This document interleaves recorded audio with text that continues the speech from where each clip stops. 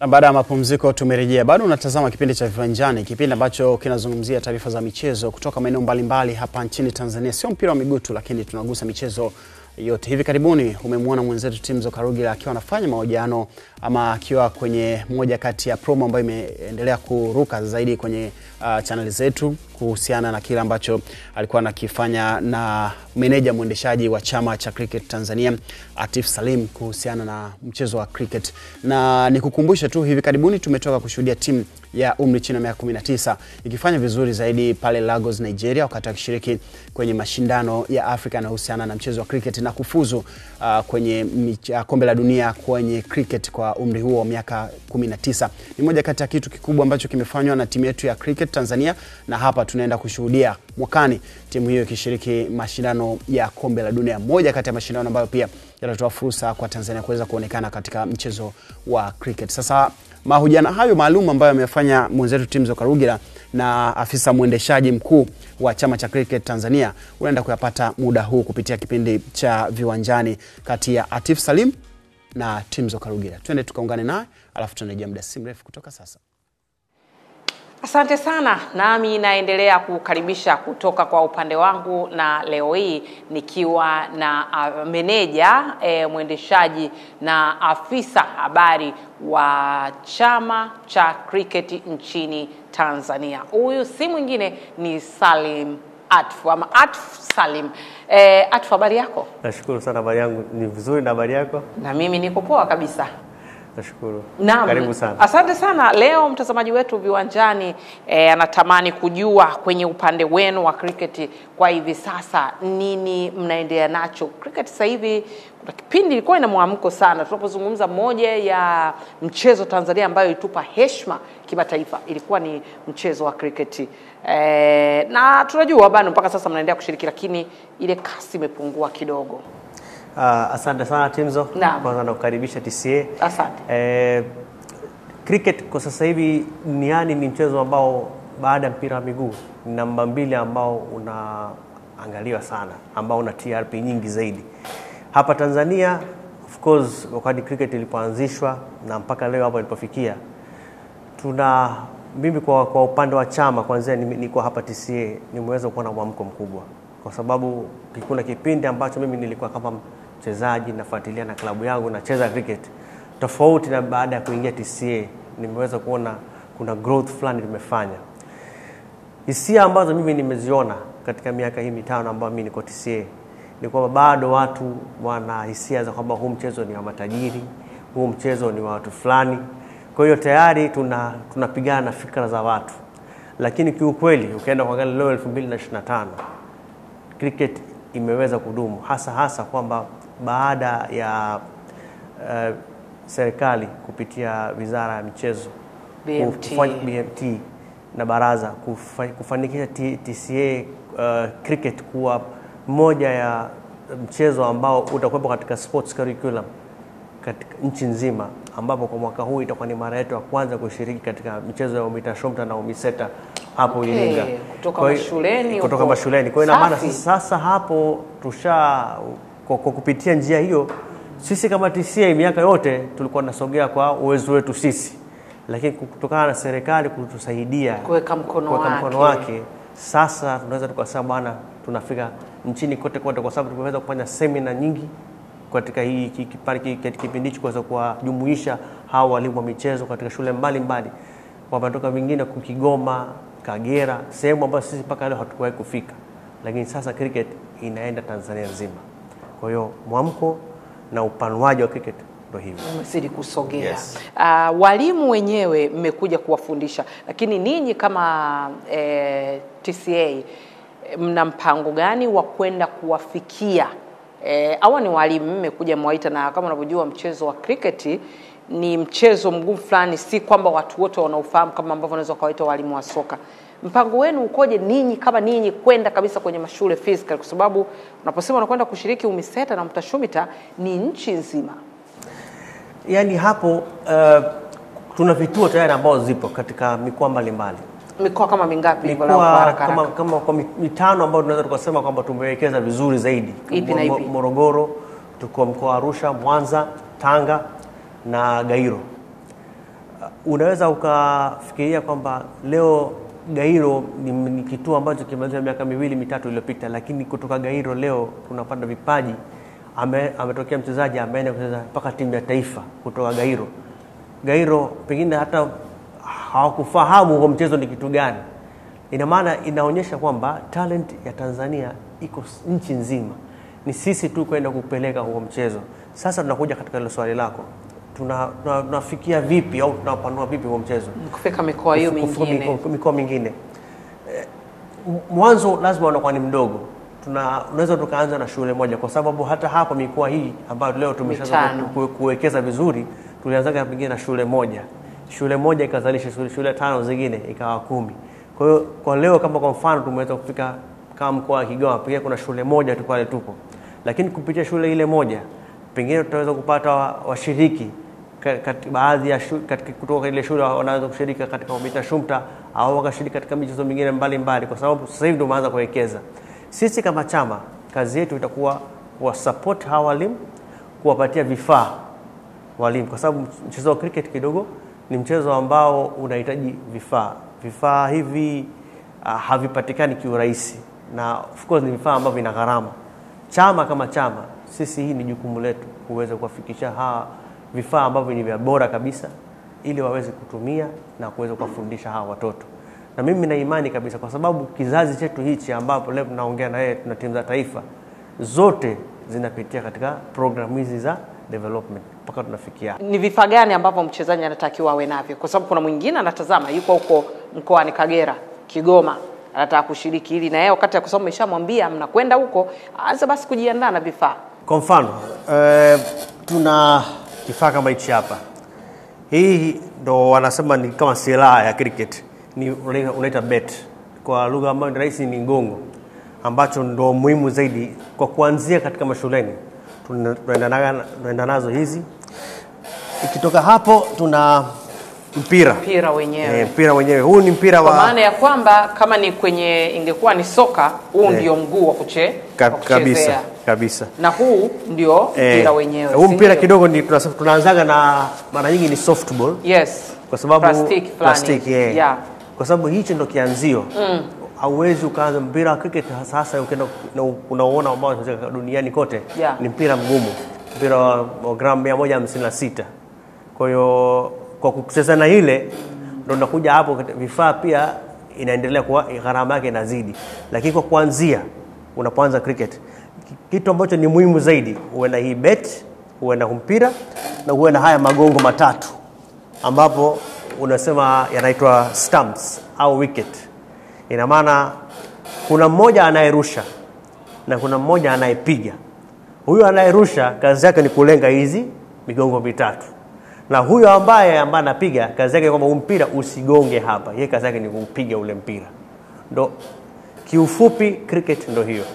Ndo mara nyingi tunapoanzia, hasa unajua watoto hasa unapoenda katika mashule ukimpa mtu kama beti hii, kwa sababu mimi nishawahi kushuhudia mwenyewe, ameshika hivi. Sasa talent unaipata vipi? Unaionaje? Unaijuaje? Hii kushika kwake ina style zake. Okay, ndio nilitaka hapo. Ina style zake. Sasa unaweza ukamwona mtoto kaishika hii, pengine hata hajui ni kitu gani. Wewe ukamrushia mpira. Na yeye kaweza kuconnect, kwa sababu hii huwezi tu kupiga ovyo ovyo. Unamwona huyu mtoto eye coordination yake na ule mpira anapoangalia unapokuja anapiga ule mpira hapa, na ule mpira unaenda mbali kiasi gani, au kuna technique au kuna style anayotumia. Hapo ndio unaona huyu kama tukimtengeneza ndio anakuja pamoja. Yule mchezaji mtoto pengine hata afahamu kama yeye talent hiyo anayo, lakini hiyo ndo macho ya kocha na msimamizi na mwalimu ambaye anaangalia huyu tukimpeleka mbele anaweza akawa kitu fulani.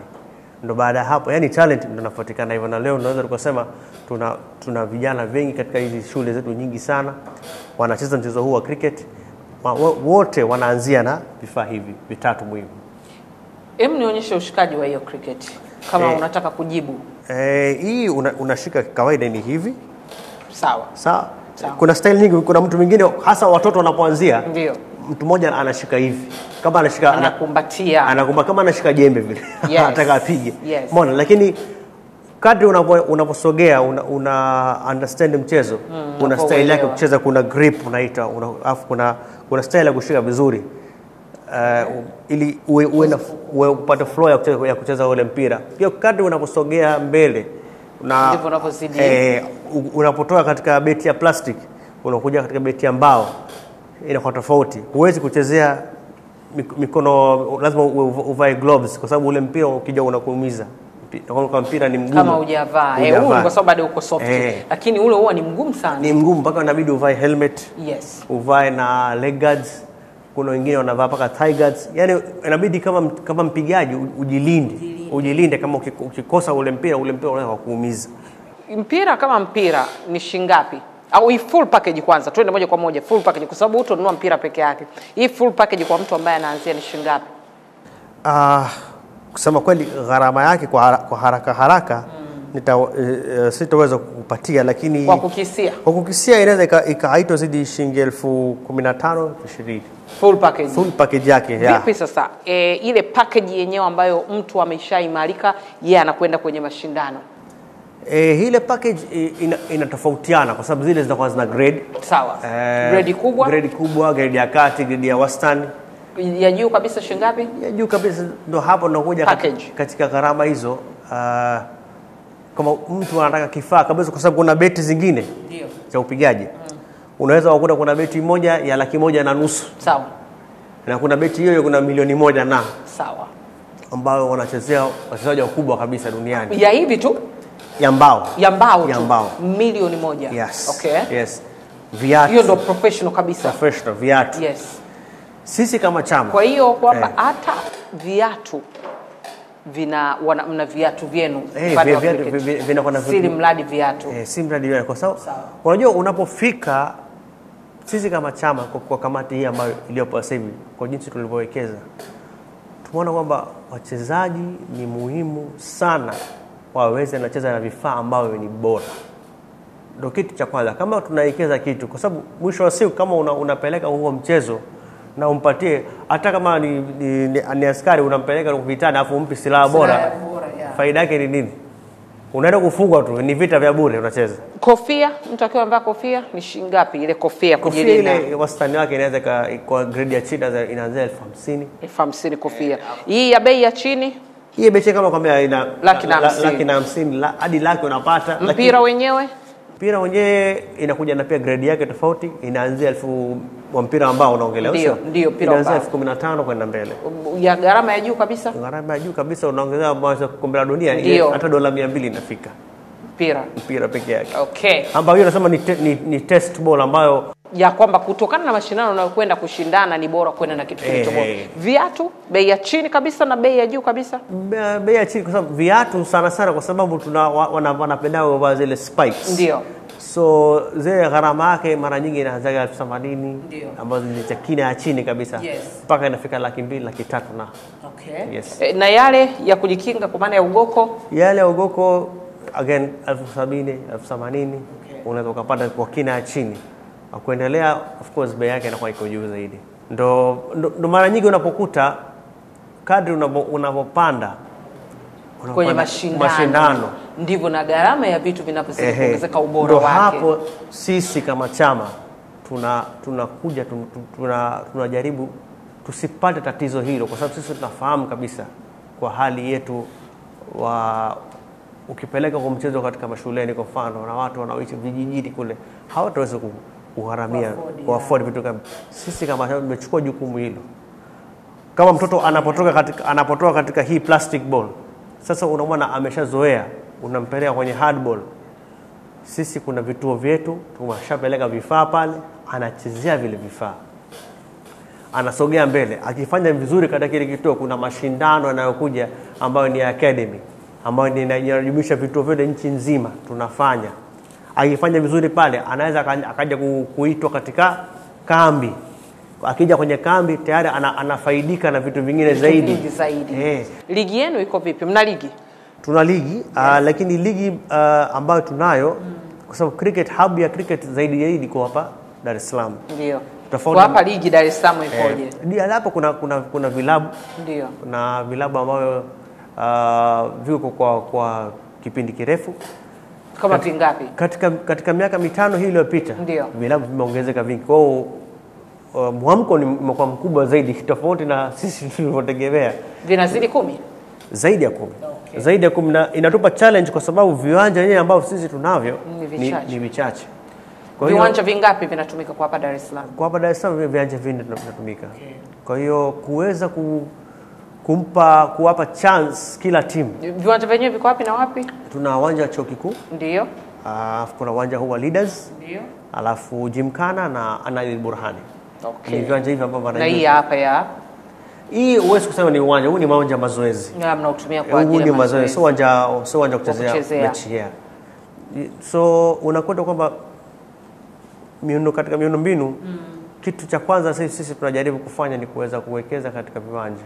Ndio maana hapa Chuo Kikuu sasa tushapata ruhusa ya kuweza kutengeneza viwanja vingine viwili. Okay. Na kazi hiyo ndio tunataka tuianze rasmi pale mpaka mwaka 2026. Kwa neema ya Mwenyezi Mungu tutaweza kumaliza na itatupatia kipaumbele kikubwa sana kwa sababu mwaka jana hapa tulifanya mashindano ya kimataifa ambayo yalifanyika uwanja wa Gymkhana na Chuo Kikuu. Lakini pale Chuo Kikuu sasa tuna mpango wa kuweka uwanja wa kisasa kabisa ambao tutakuwa na viwanja vitatu kwa sehemu moja na itakuwa ni uwanja wa kipekee Afrika nzima. Kuna uwanja wa aina hiyo kwa uwanja vitatu ambao mnaweza hata nyinyi kuhost mashindano makubwa ya kimataifa. Of course, ndio lengo letu TCA. Tukishafanya yani pale tukishawekeza nikishakamilika utakuta watu wanatamani na hii pia itaongeza utalii wa Tanzania pia. Kwa sababu sasa hivi tournament ambayo mtu akija kusikia kuna tournament Tanzania, watu wengi watapenda kuja huko.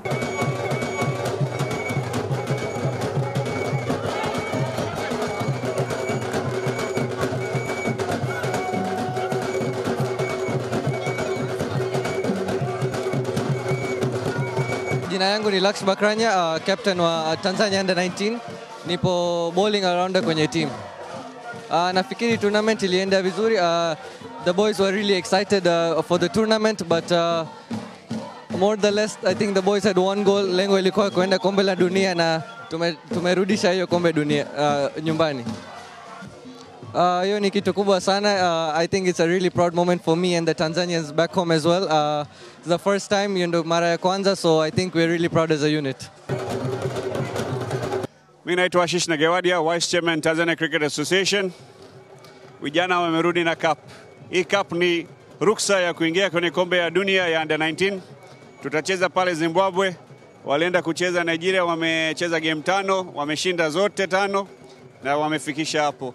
Hii ni historia kwa Tanzania. Ni timu ya pili tutaenda kucheza kwenye taifa ya kombe ya dunia ya Under 19. Mimi binafsi na kutoka association wamefurahisha nchi nzima.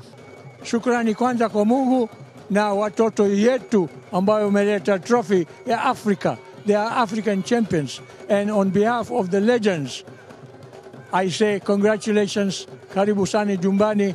Haya sasa tufanye preparation ya World Cup ambayo mtakuwa next year. Asante sana jamani. Asante watoto, Mungu ibariki Tanzania.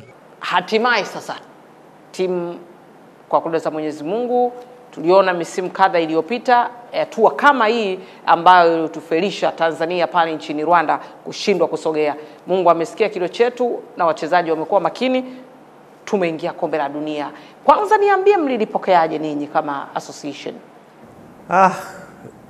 Yani hapo maneno pia kuwatafuta ni magumu. Kama unavyoona mimi wakati ulikuwa unaongea hiyo Rwanda kuna images zilikuwa zinakuja katika akili yangu kwa sababu unakumbuka siku hiyo uliumia kiasi gani? Tuliumia vibaya sana. Kwa sababu kama tumekula ngome tulibakisha mkia. Sometimes you win, sometimes you learn. Kwa hiyo kutokuweza kufuzu kule miaka 3 iliyopita, mwaka 2021 Rwanda, ilitupa funzo kwamba chukua mechi moja kama inavyokuja. Tusipeleke mguu wetu mbele zaidi ya uwezo wetu. Ndio maana ile hata confidence, be confident, lakini usiwe overconfident, yani usipeleke sana matumaini yako mbele zaidi. Ndio maana hata vijana wakati tulikuwa tunashinda hizi mechi, tumeshashinda, tunawaambia haya sasa jamani, rudini chini, miguu chini, mechi ijayo. hakuna haja ya kucelebrate. Hata timu ambayo tumeweza kuifunga, ambayo ni timu ambayo walikuwa inasemekana ni mechi ambayo ilikuwa ni ngumu zaidi ya Namibia, tulipowafunga, sisi kama chama hatukufanya sana yani. Hata katika social media zetu, kwa sababu tumeshinda, tunaenda next match, haina haja kuiongelea sana. Tumeweka historia kwamba sisi kushinda sio pale Division 2 peke yake, ni kwenda kombe la dunia. Na ni historia moja nyingine tumeweka kwamba kutoka Division 2 na kwenda kufika kombe la dunia ni mpaka mkubwa sana tumeweza kuvuka. Hapo katikati tuliweza kubahatika pia tukawapeleka vijana, tukapeleka Uganda kwa mwezi wa 3 mwanzoni, waweza wakashiriki katika michuano hii ya bilateral na Uganda, tukashinda pale. Nadhani ile tour ile kidogo imewapa confidence watoto. Kwa sisi tumecheza na timu ambayo ni ya Division 1, tumeweza kuwafunga, ina maana sisi hakuna kitu ambacho hatukiwezi. Nini mpango wenu sasa baada ya hapa, kuanzia hapa kwenda kwenye kombe la dunia? Mpango wenu iko vipi? Kwanza tunajaribu kudigest. Yes. Bado tupo katika ile furaha. Yes. Cha kwanza kabisa ni kuweza kuwalinda hawa watoto. Mashindano yenyewe ni lini?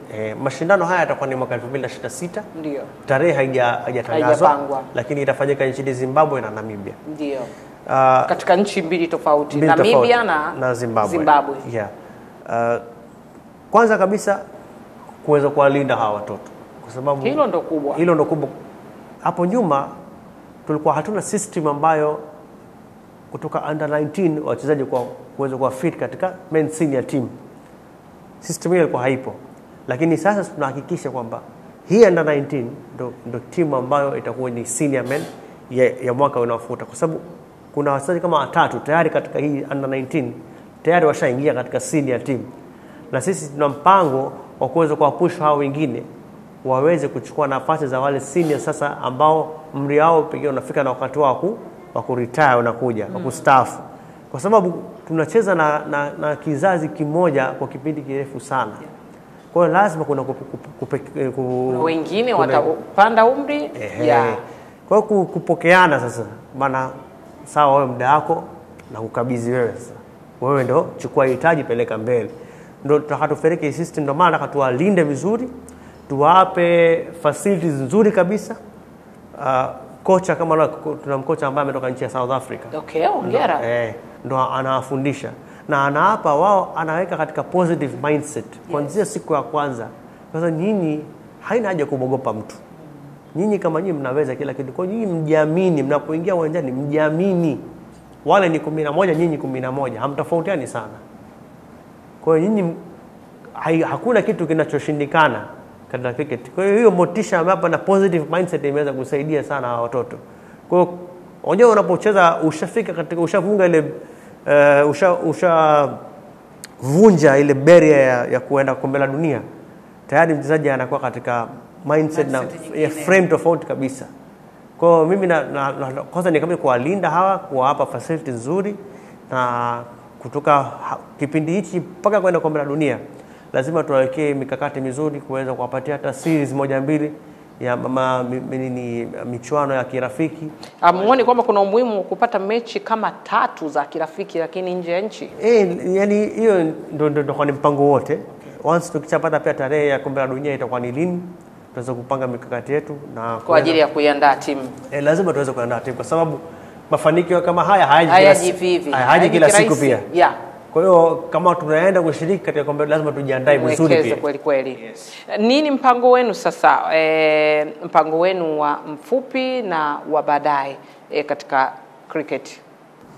Mpango wetu mfupi naweza nikasema ni kwamba tuweze tumemleta kocha ambaye, kwa sababu kuna michuano tayari kwa juu yetu, hatuwezi kuyakimbia. Tukishamaliza hawa men's under 19 sasa inafanya ni senior women, alafu inakuja senior men. Senior men pia ni kufuzu kombe la dunia, senior women pia ni kufuzu kombe la dunia, hapa ni division 1. Kwa hiyo muda ni mchache ambao hii michuano itakuwa inafuatana katika mwezi wa 8 na mwezi wa 9. Na kama hawa under 19 sasa washafika kombe la dunia, pia tunawaangalia sasa kuwapeleka kuwaweka vipi katika program zetu ili waweze kuwaweka sawa, ili wanapoenda kombe la dunia wako vizuri zaidi. Kwa sababu timu unazokutana kombe la dunia sasa sio na zenyewe zinajua zaidi. na sio kama za katika ukanda wa Afrika tena. Yes. Wao watakuwa ni level za juu sasa unacheza nao pale. Na tofauti yetu Afrika na nchi zingine za cricket duniani kidogo ni mkubwa. Kwa hiyo ni kuweza kupunguza ule tofauti ndio itakuwa walau at least tunapoenda pale tunaonesha muonyeshe kitu, msende tu kama kushiriki. Mpango wenu mrefu kuweza kupanua mchezo kuwafikia kuanzia hapa Watanzania wengi wote kwa ujumla. Katika huu mwezi wa 3 ndio tulifanya seminar katika kanda 4. Tulifanya kwa Mwanza, Tanga, Morogoro na Iringa. Hapo Iringa tunatengeneza uwanja sasa hivi tunavyoongea. Uwanja huu ndio utatumika kwa ajili ya mashindano ya UMITASHUMITA ya mwaka wa mwezi wa 6 kama sikosea utachezwa pale. Kwa huu ni uwekezaji, lakini uwekezaji wa kudumu. Tunataka tufungue kituo pale, na kama nilivyokuambia kupitia hizi seminars ambazo tumeweka kuwafundisha hawa walimu wa shule, kuna semina moja kubwa kabisa tunaifanya mwezi huu ambapo wakufunzi kutoka ICC International Cricket Council wanakuja hapa. Tutawaita walimu wote hawa ambao tumefundisha katika semina pamoja kuendelea kuongeza material zaidi. Exactly. Na unajua unapopata fursa kama hii ya kuwa na wakufunzi kutoka nje kama hao, itawapa motisha hawa walimu pia. Watapata lazima watachukua kitu kimoja kimbili kwenda kuwapelekea hawa watoto na wao wakawalishe. Mwisho wa siku talent yote inatoka kwenye mikononi mwao inakuja kwetu. Kwa hiyo sisi kwa mpango wetu wa kudumu wa long term planning unaweza kusema katika miaka 2 hii au 3 nataka tuweze kupanua cricket at least tunaweza tukapata hata wachezaji kama ikiwezekana 100,000 watoto wote wanacheza mchezo huu kutoka ambapo sasa tulipo. Nakushukuru sana. Asante sana. Naam, ambaye tulikuwa tunazungumza naye alikuwa ni meneja, mwendeshaji na afisa habari wa chama cha Cricket Tanzania ambaye ni Atif Salim, ambaye ametueleza mengi nini ambacho wanashughulika nacho kwenye chama chao cha cricket. Na kwa bahati nzuri tumetoka vizuri kwamba wameshiriki mashindano na sasa wamefika hatua ya kwenda kushiriki michuano hii kwenye kombe la dunia. Ni hatua kubwa sana, na amesisitiza hapa mzazi kwamba sasa hivi michezo ni ajira, na kwa kulitambua hilo hata watu wa chama cha Cricket Tanzania sasa hivi wameamua kuingia mikataba na wachezaji wao kuhakikisha kwamba mchezaji anacheza lakini ana mkataba wako. Hii ndio fursa wewe mchezaji na wewe kama mzazi kuhakikisha mnawaruhusu watoto waje kujifunza michezo mbalimbali. Beautiful Kanyigo, Sports Lady Rosemary Timsokarugira nakwambia endelea kutazama Viwanjani.